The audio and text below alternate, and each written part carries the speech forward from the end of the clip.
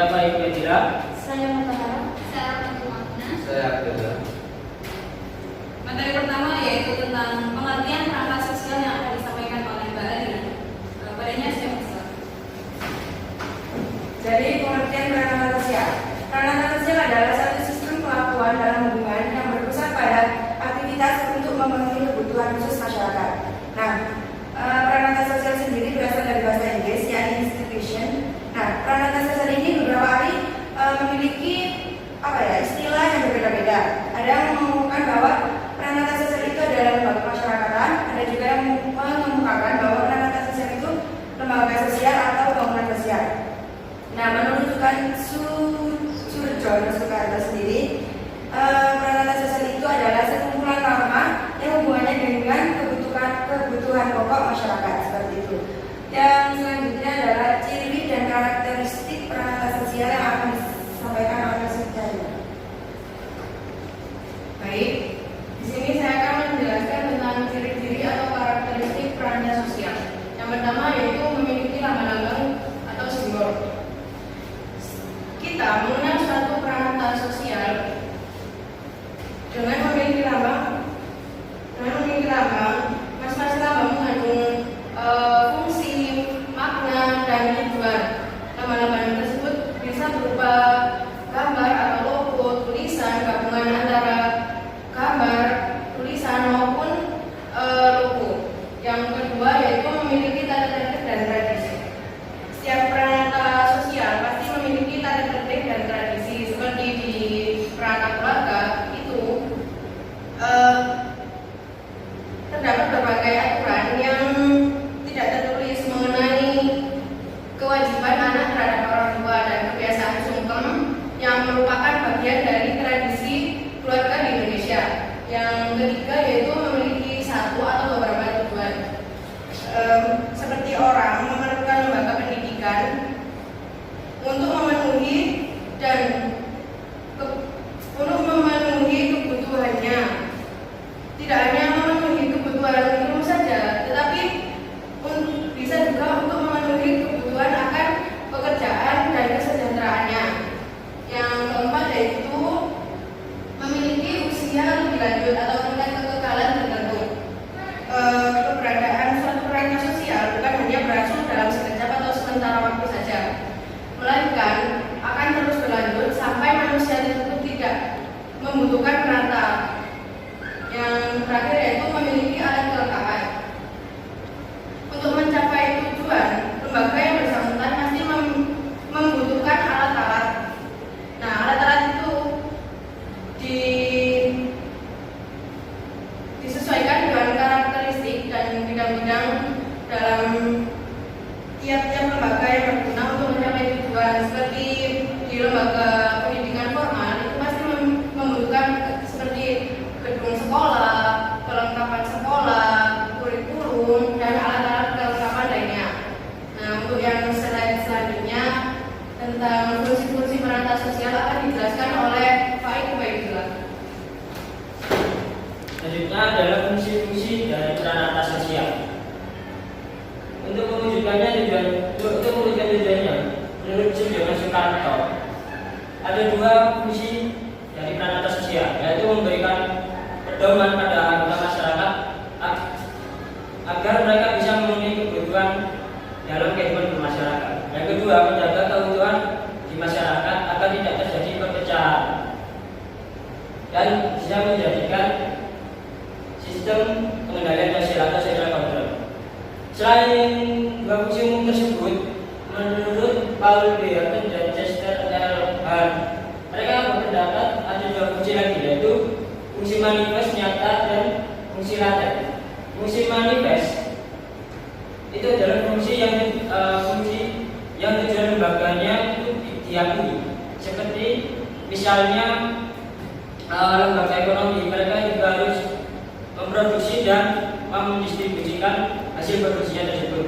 Jadi tujuannya itu terlihat nyata, terlihat nampak. Lalu yang kedua adalah fungsi laten. Fungsi laten ini terselubung, jadi tidak terlihat. Seperti misalnya dalam ranah keluarga, mereka itu melakukan pengendalian atau social control dalam hal penyimpangan seperti itu. Lalu untuk materi selanjutnya yaitu bentuk dan tipe peran atas sosial akan dijelaskan oleh Mbak Tuto Harus.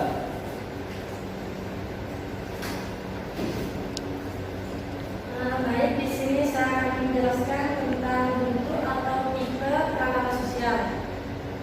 Seperti yang dikemukakan oleh Z.L. Gillen dan J.P. Gillen 1954 bahwasanya peran sosial itu diantaranya dapat diklasifikasikan menurut yang pertama dari sudut perkembangan.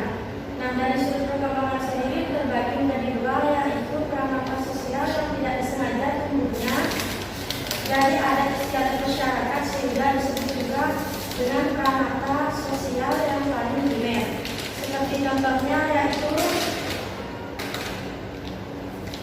peranata hak milik, perkawinan dan agama.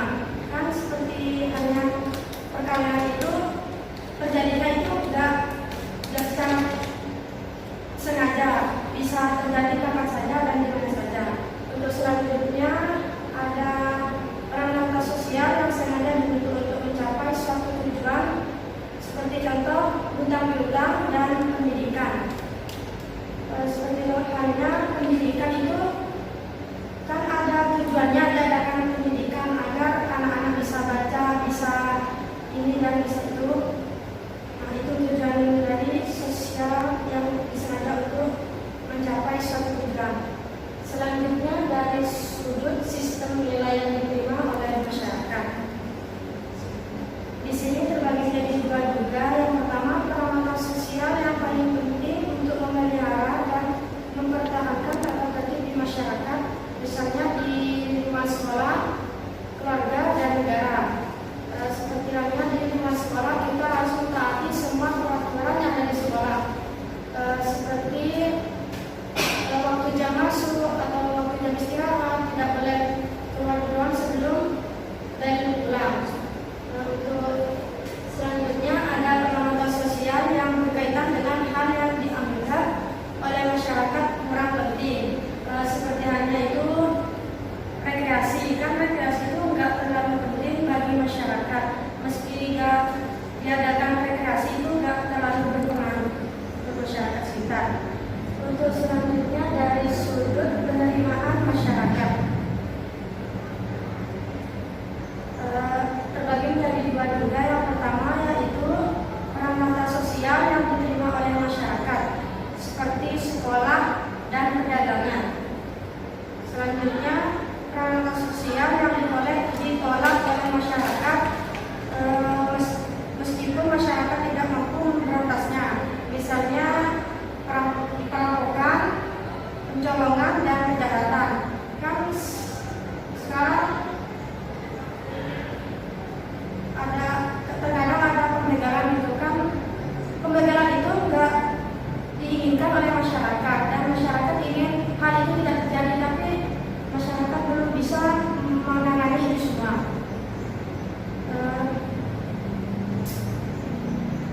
Untuk selanjutnya dari sudut penyebaran, ini terbagi menjadi dua, yaitu peranata sosial yang dikenal oleh sebagian besar masyarakat di dunia, misalnya peranata agama dan hak asasi manusia. Selanjutnya peranata sosial yang hanya dikenal oleh sebagian masyarakat tertentu, misalnya peranata agama Islam, Katolik, Kristen, Hindu, dan lain-lain. Kan yang mengenal seperti contoh agama Islam, kan yang mengenal dalam tentang agama Islam itu hanya orang Islam, dan orang lain bisa saja mengenal tapi tidak sedalam orang Islam. Untuk selanjutnya yaitu dari sudut fungsi, terbagi menjadi dua. Yang pertama peranata sosial yang berfungsi menghimpun pola-pola dan cara-cara yang diperlukan untuk mencapai tujuan dari masyarakat yang bersangkutan, misalnya peranata industri. Dan selanjutnya yaitu peranata sosial yang bertujuan mengawasi adat istiadat atau tata kelakuan yang ada di dalam masyarakat. Ini contohnya seperti hukum, kejaksaan, dan hukum keadilan. Baik, terima kasih.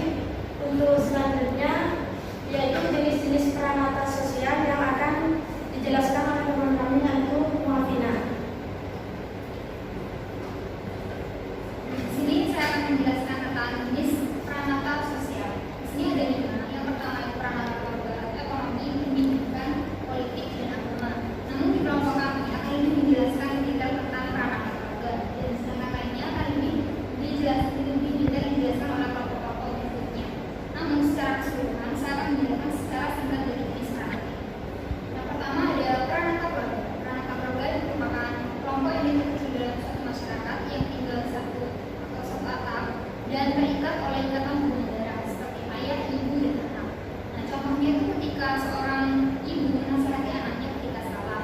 Nah, yang kedua ada peranata ekonomi.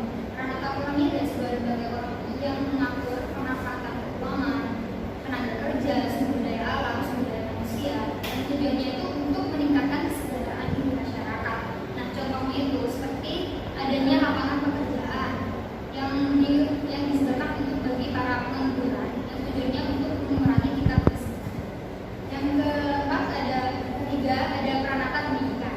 Peranata pendidikan di sini merupakan lembaga pendidikan masyarakat yang hanya digunakan untuk bagi anak-anak individu untuk mempelajari tentang pola perilaku seperti norma-norma. Contohnya itu seperti pada jenjang pendidikan seperti SD, SMP maupun SMA yang normal maupun formal.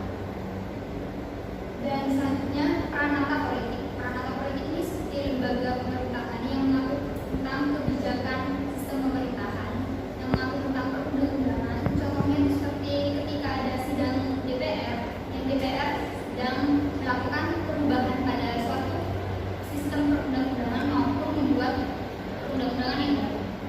Selanjutnya peranata agama.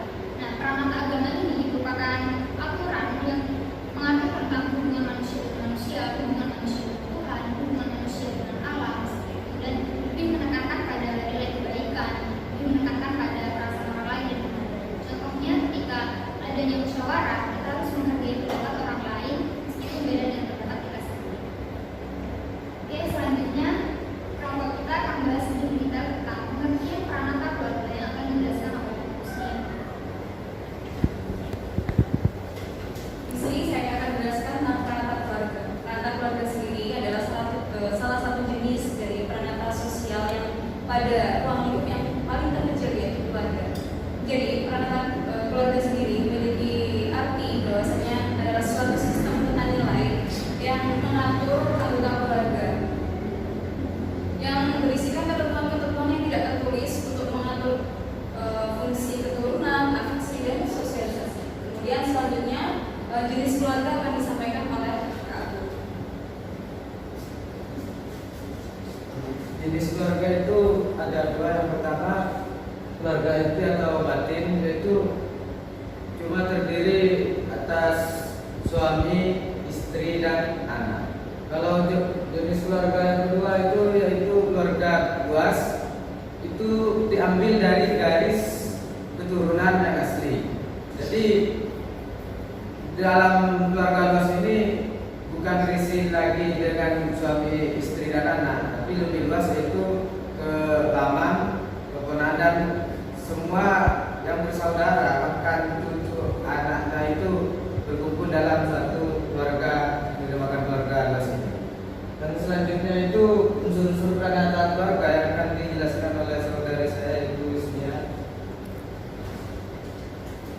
Baik, di dalam keluarga itu terdapat unsur-unsur adanya peranata keluarga, yaitu ada 4, yaitu pola perilaku, kemudian budaya simbolis, budaya manfaat, kemudian ada kode spesialisasi. Yang pertama yaitu pola perilaku. Apa saja sih perilaku yang seharusnya dimiliki oleh seseorang yang berada di keluarga? Yaitu pola perilaku afeksi, bagaimana antara satu dengan anggota yang lain itu saling berinteraksi, batinnya seperti apabila adik memiliki masalah, apakah dari kakak itu juga ikut membantu, apakah hanya acuh tak acuh. Kemudian pola perilaku itu ada kesetiaan, rasa hormat, tanggung jawab, kemudian kepatuhan kepada yang lebih tua. Kemudian ada yang kedua yaitu budaya simbolis. Budaya simbolis sendiri itu hanya simbol dari kebudayaan di situ, seperti adanya mas kawin, cincin kawin, busana pengantin, dan acara pernikahan. Kemudian unsur yang ketiga yaitu budaya manfaat. Manfaat apa saja yang harus yang dimiliki oleh keluarga di situ? Yaitu manfaat adanya rumah. Jadi keluarga itu harus memiliki tempat tinggal agar bisa dikatakan keluarga yang ideal. Kemudian ada tempat tinggalnya seperti apartemen, kemudian alat rumah tangga, dan kendaraan. Yang keempat yaitu kode spesialisasi, yaitu izin kawin, kehendak, keturunan, dan hukum kawin. Kemudian dari kelompok kami akan memuat tentang suatu kasus dijelaskan oleh saudari Mafina. Nah, di sini kelompok kami mengambil sebuah kasus pelanggaran peran antar keluarga, yaitu pergeseran fungsi keluarga atau kasus pada peran domestik perempuan bekerja di kelurahan Karma Kota. Itu tadi sudah dijelaskan bahwa peran antar keluarga itu sendiri merupakan unit terkecil dalam kelompok sosial atau yang terpenting seperti itu. Nah, di peran antar keluarga tersebut kan sudah memiliki fungsi-fungsi beberapa seperti fungsi perlindungan dari orang tua, fungsi sosialisasi, fungsi agama, yang harus ditanamkan dari orang tua kepada anaknya sendiri seperti itu. Nah, kita ketahui bahwa kota Mamuju ini merupakan kota yang telah mengalami pemekaran yang sangat besar dan sudah memasuki masa modern. Nah, masa modern ini bahwa banyak alat dan teknologi yang semakin canggih. Contohnya seperti ada keluarga, sudah ada GoFood, sudah ada Gojek seperti itu, dan makanan cepat saji. Nah, dengan adanya kemajuan teknologi ini tidak menutup kemungkinan bahwa dalam masyarakat Mamuju ini telah mengalami fungsi perubahan peran dari keluarga itu. Jadi sudah banyak mengalami perubahan seperti itu. Karena kebanyakan dari kota Mamuju itu orang tua lebih mengutamakan karirnya atau pekerjaannya daripada untuk melihat perkembangan dari anaknya sendiri. Jadi anaknya itu dititipkan pada penitipan jasa anak seperti itu karena orang tua lebih menggunakan waktu sehariannya itu lebih pada bekerja dan juga tidak terlalu memperhatikan bagaimana makanan anak. Jadi anak itu cuma diberi makanan seperti makanan yang cepat saji seperti itu. Sedangkan itu kan juga tidak baik bagi pertumbuhan diri anak itu sendiri. Dan juga kurang memberi seperti sosialisasi pada anak seperti kualitas yang sama anak seperti itu. Jadi anak itu hanya bersosialisasi pada keluarganya menggunakan media massa seperti adanya WA keluarga seperti itu. Nah, itu kan juga merupakan pergeserannya fungsi peran dari keluarga itu. Jadi orang tua itu lebih mementingkan pekerjaannya daripada perkembangan anak karena melihat atau meremehkan yang seperti perkembangan anak, jadi dititipkan pada jasa pendidikan anak, juga dari segi makanannya, jadi kurangnya menjaga kesehatan anak. Nah, selanjutnya itu kan ada beberapa penyebabnya yang akan dijelaskan oleh Baik, yang pertama adalah penyebabnya, yaitu ada 3. Faktor ekonomi, maraknya warung makan cepat saji, dan adanya jasa penitipan anak. Jadi yang pertama faktor ekonomi tentu saja, karena semakin hari kebutuhan ekonomi juga akan semakin tinggi. Maka dari itu kadang keluarga, sebuah keluarga juga harus memaksakan istri untuk bekerja, membantu suami karena kebutuhannya yang semakin tinggi. Lalu yang kedua itu adanya makanan cepat saji. Karena adanya makanan cepat saji, seorang istri juga akan lebih memudahkan dalam hal memasak makanan untuk keluarga. Jadi mereka tidak usah bangun pagi-pagi untuk memasak. Mereka hanya seperti GoFood, tinggal pesan saja, datang makan lalu bekerja. Lalu yang ketiga itu adanya jasa penitipan anak. Itu juga membantu seorang istri yang sedang bekerja atau istri seorang pekerja. Mereka tidak perlu repot-repot mengurusi anaknya, tidak perlu memikirkan anak mereka main dengan siapa, nanti makan apa seperti itu, karena sudah diatur oleh jasa penitipan anak. Lalu dampaknya dalam pergeseran peran domestik perempuan di Kelurahan Karema Kota Mamuju, ya tentu saja yang paling kentara adalah kedekatan ibu dengan anaknya. Karena seorang ibu bekerja, mereka akan berangkat lebih pagi dan mungkin pulangnya juga akan sore atau mungkin bisa malam seperti itu. Jadi waktu bagi anak dengan ibu itu berkurang. Lalu dampaknya pergeseran peran domestik perempuan pada umumnya. Yang pertama tadi juga tentang kedekatan anaknya itu. Terus yang kedua itu karena adanya warung makanan cepat saji, mereka juga terbiasa dalam hal-hal yang berbau instan. Lalu dengan adanya jasa penitipan anak-anak juga pola pengasuhannya juga akan tergantikan oleh pengasuhnya gitu. Anak-anak juga akan lebih dekat dengan pengasuhnya seperti itu. Dan untuk kesimpulannya akan dijelaskan oleh Pak Ari. Jadi kesimpulan dari apa yang dijelaskan oleh Bu Risma adalah penyebab pergeseran peran domestik perempuan bekerja yaitu ada 3 faktor. Yang pertama faktor ekonomi, yang kedua adalah maraknya makanan cepat saji, yang ketiga adanya jasa perlindungan anak. Nah, kemudian dampak pergeseran peran domestik perempuan yaitu longgarnya fungsi afeksi karena intensitas pertemuan antara ibu dan anak terlalu terbatas akibat kesibukan di luar rumah. Nah, sedangkan fungsi perlindungan dan pengawasan mulai bergeser karena keberadaan jasa penitipan anak dan dalam hal masa sang ibu yang bekerja di ranah publik lebih memanfaatkan tempat atau warung sehingga anak dan suami selalu diajarkan dengan sesuatu yang instan seperti itu. Kemudian dari kami akan mereview jurnal masing-masing, yaitu akan membahas tentang jurnalnya masing-masing. Secara singkat yaitu dari saya sendiri mengangkat judul yaitu konteks pengasuhan pada bayi dan balita yang dibesarkan di panti dan keluarga dan di keluarganya sendiri yang berada di Rumania. Ini membahas tentang di Rumania sendiri, kan negara Eropa itu membandingkan, ada sebuah penelitian membandingkan bagaimana sih perkembangan dari seorang anak yang dibesarkan di panti asuhan dengan yang dibesarkan oleh keluarganya sendiri. Ternyata perbandingannya tuh sangat jauh. Kenapa? Karena di panti sendiri fungsi afeksi, kemudian kognitifnya, kemudian sosialisasinya itu kurang adanya perhatian.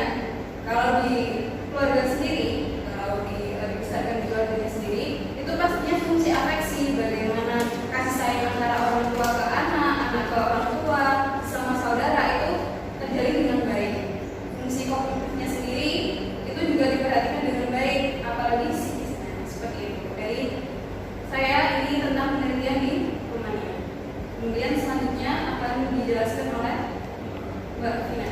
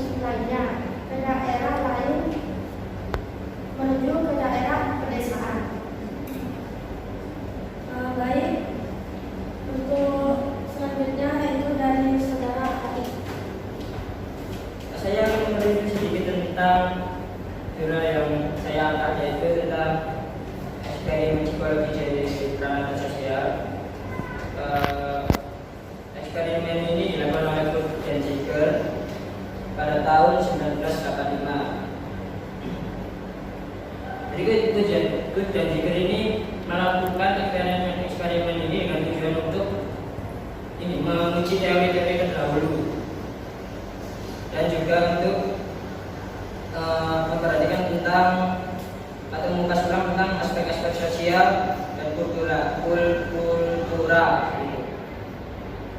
Jadi dalam jurnalnya dia juga menuliskan tentang kekurangan dari eksperimennya itu. Jadi dia bereksperimen menggunakan buntain. Dia juga menulis bahwa buntain itu metodenya itu kurang. Jadi dia melakukan hipnosis itu. Dan dari eksperimen tersebut dia langsung eksperimen tersebut juga menghasilkan bahwa teori psikologi itu tidak akan terlepas dari yang namanya kehidupan sosial. Seperti itu. Itu saja review sedikit dari saya. Selanjutnya review dari Sejak. Baik, saya akan mereview jurnal saya yang tentang rasa kedekatan dengan orang tua dan aturan keluarga, studi tentang pemuda Arab dan Yahudi di Israel. Sebagian besar konflik dan tekanan hubungan orang tua remaja berkisar pada masa kontrol orang tua. Remaja biasanya mencari kebebasan yang lebih besar, sementara orang tua biasanya cobalah untuk mempertahankan kontrol atas keturunan mereka.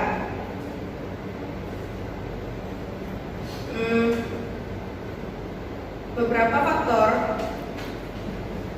dalam membentuk perilaku remaja dalam konteks keluarga adalah kontrol otoriter versus otoritatif, tingkat perlindungan, pengawasan dan pemantauan. Nah, ini kedekatan dengan orang tua menurut afilisasi seseorang menghasilkan utama yang signifikan efek untuk afilisasi budaya dan gender. Anak-anak Arab melaporkan merasa lebih dekat dengan ayah mereka ketika dibandingkan dengan pemuda Yahudi. Efek interaksi juga mencapai signifikasi dibandingkan dengan remaja Yahudi, bahwa anak muda Arab melaporkan merasa lebih dekat dengan ibu mereka. Tambahan, anak perempuan melaporkan merasa lebih dekat dengan ibu mereka bila dibandingkan dengan anak laki-laki. Untuk yang selanjutnya akan dijelaskan oleh Karina. Ya, saya akan menjelaskan atau mereview jurnal yang saya baca, yang judulnya Peran Lembaga Keluarga dalam Mempertahankan Nilai Islam Inti oleh Hasil Muhammad Abu Bakar dalam 2015 bulan Mei. Jadi kesimpulannya yaitu membuktikan bahwa pentingnya keluarga untuk pengembangan dan mempertahankan nilai sosial inti. Keluarga dianggap sebagai inti dari masyarakat dan unit sosial. Meskipun dalam masyarakat modern peran dan status keluarga telah dirampas oleh lembaga dan instansi khusus. Nah, menurut beberapa ahli menunjukkan bahwa pentingnya keluarga tidak hanya di negara-negara Afrika, tapi juga di masyarakat Barat dan Amerika. Nah, pentingnya keluarga juga berperan penting dalam masa depan anak-anaknya. Yang selanjutnya akan disampaikan oleh Mas Abu.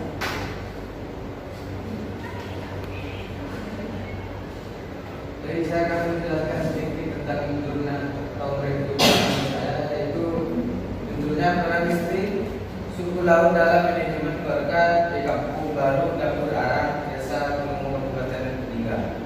Topik pembahasan di sini yaitu peran ibu rumah tangga dalam membangun kesejahteraan keluarga. Terus pada dasarnya masyarakat suku laut itu banyak menganut sistem patriarki, di mana laki-laki itu lebih tinggi daripada perempuan dalam aspek kehidupan. Kan tetapi kadang di kampung ini atau di pesisir laut di sini perempuan itu tidak semuanya patuh terhadap patriarki atau sistem patriarki. Jadi perempuan di suku atau di kampung baru Dapur Arang ini, semisal ada waktu yang senggang itu mengisi dengan kegiatan atau membuat hal-hal yang bisa dijual. Jadi ibu rumah tangga di pinggir laut ini atau di kampung Dapur Arang ini, ibu itu bukan hanya melayani di dapur, ya di kasur ataupun di sumur, itu tidak berlaku di kampung di sini. Jadi sistem patriarki itu sudah betul. Mungkin itu saja yang bisa saya sampaikan. Terima kasih apabila dari kelompok kami banyak kekurangannya. Kami mohon maaf yang sebenarnya. Assalamualaikum warahmatullahi wabarakatuh.